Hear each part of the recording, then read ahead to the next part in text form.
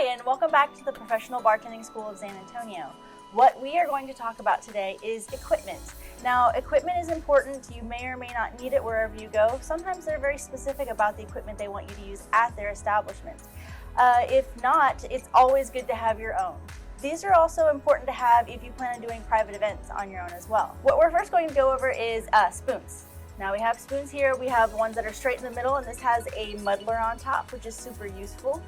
We also have this one right here that is twirled in the middle, and that helps to stir. We have a muddler. We use this to muddle ingredients, for example, when we're making old fashions or mojitos. There are several different types of beer bottle openers or speed blades that we have. We have these ones that will open the beer bottle opener over here, and over on this side, it's helpful if you're going to pull the pour spout off of a bottle. So you put it underneath like that. That way you're not wrecking your hands, and you just pull it up like so. This type of speed blade will open multiple bottles at the same time, and it also has that useful end. And this one is just a regular speed blade. You always want a wine bottle opener.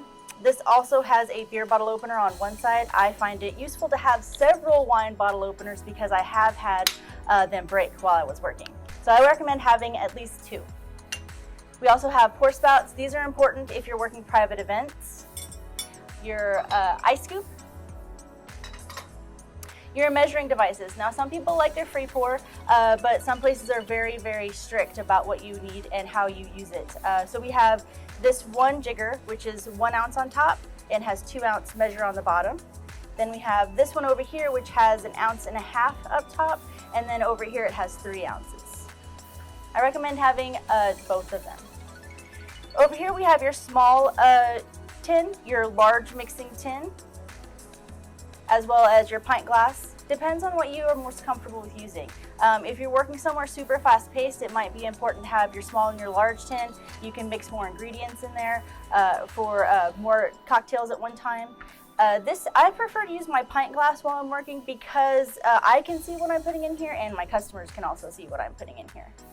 We also have your strainer. That's important. Now, this is important in more professional environments. When you're making like martinis, you always want to use your strainer.